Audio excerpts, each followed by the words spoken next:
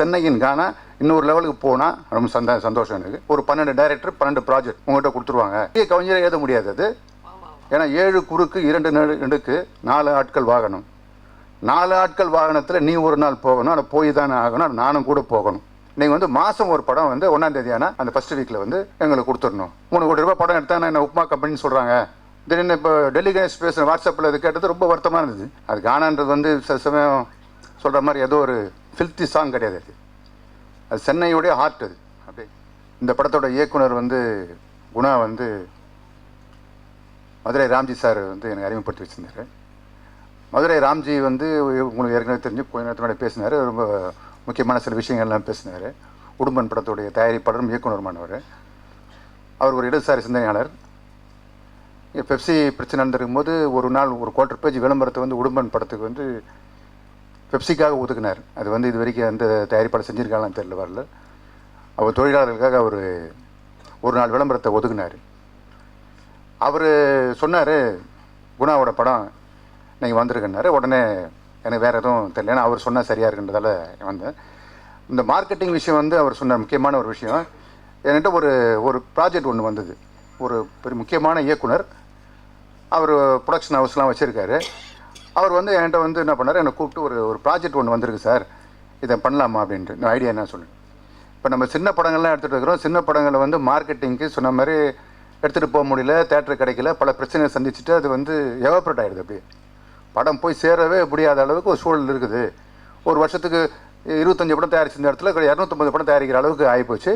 ஆனால் அதுக்கான பெனிஃபிட் எந்த தயாரிப்பாளருக்கும் போய் அடையலை. இன்னும் சுரண்டல் கூட சொல்கிறாரு. அது ஒரு முக்கியமான வார்த்தை தான். சுரண்டப்படுகிறார்கள் என்பது கூட முக்கியமான வார்த்தை. நானே சுரண்டப்பட்டிருக்கேன்னு கூட எனக்கு தெரியும். நான் இன்னொரு இடத்துல சொல்லணும் கூடாது. ஆனால் வந்து இப்போ டைரக்டர் வந்து என்ன சொன்னார், ஒரு ப்ராஜெக்ட் சொன்னால் வித்தியாசமாக இருந்தது. சார், ஒரு மாதம் ஒரு படம், ஒரு பட்ஜெட் கொடுத்துருவாங்க. 2 கோடி ரூபாய் ஒரு படம் நீங்கள் வந்து ஆர்கனைஸ் பண்ணணும். ஒரு 12 டைரக்டர் 12 ப்ராஜெக்ட் உங்கள்கிட்ட கொடுத்துருவாங்க. நீங்கள் வந்து மாதம் ஒரு படம் வந்து 1ஆம் தேதி ஆனால் அந்த ஃபஸ்ட் வீக்கில் வந்து எங்களுக்கு கொடுத்துடணும் அப்படின்னு இப்படி ஒரு ப்ராஜெக்ட் என்கிட்ட வந்தது. எனக்கு வந்து என்ன, நான் ஒரு படம் எடுத்துகிட்டு அடுத்த படம் எடுக்கிறதுக்கு 1 வருஷத்துக்கு மேலே ஆகும். அதில் ஒரு ஒரு மாதம் ஒரு படம் எடுத்து தரதுன்ற ஒரு ப்ராஜெக்ட், ஒரு டிசைன் ஒன்று வந்தது. இது உண்மையாலுமே இருக்குது.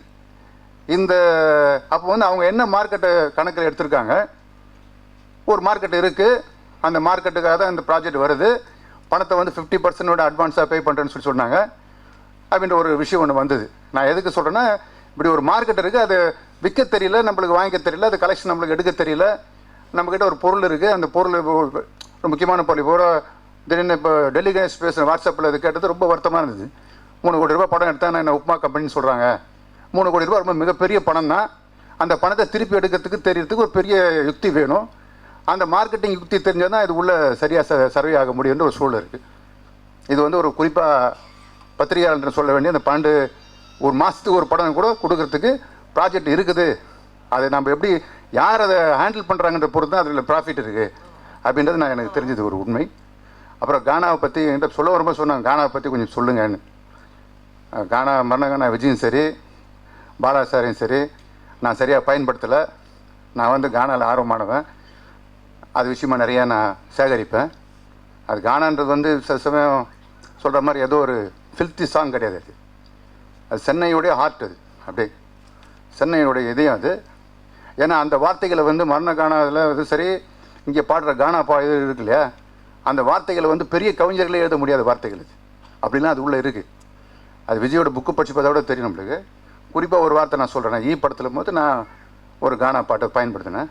அது ஏற்கனவே இருந்த கானா, யார் எழுதுனதுன்னு எனக்கு தெரியவே இல்லை. அது மாதிரி நிறைய பாடல்கள் அதில் வந்து என்ன பெரிய கவிஞரை எழுத முடியாது அது. ஏன்னா 7 குறுக்கு 2 நெடுக்கு 4 ஆட்கள் வாகனம். 4 ஆட்கள் வாகனத்தில் நீ ஒரு நாள் போகணும், அதை போய் தானே ஆகணும், நானும் கூட போகணும். இந்த 7 குறுக்கு 2 நெடுக்குன்றது வந்து பாட கட்டணுன்னு தான் தெரியும். அது பாட கட்டணும், அவனாக பாடின பாட்டு. அது வெறும் கவிஞனா ரூமில் உட்காந்து எழுதவே முடியாது. அது இன்னி வரைக்கும் 7 குறுக்கு 2 நெடுக்கு தான்.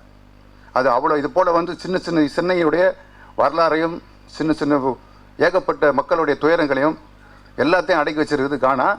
அது இப்போ தான் கொஞ்சம் கொஞ்சமாக வெளியே வர ஆரம்பிக்குது. இப்போ கானா விஜய் சரி, கானா பாலா போன்றவங்க மூலிமா அதெல்லாம் வெளியே வரணும். வந்தால் சென்னையோட இன்னொரு டைமென்ஷன் தமிழ்நாட்டு முழுக்கும் உலகத்துக்கும் தெரியும். அதில் இந்த படத்தில் நிறைய கானா யூஸ் பண்ணதால் நான் அதை சொல்கிறேன். இந்த படம் வந்த பிறகு சென்னையின் கானா இன்னொரு லெவலுக்கு போனால் ரொம்ப சந்தோஷம் எனக்கு. நன்றி, வணக்கம்.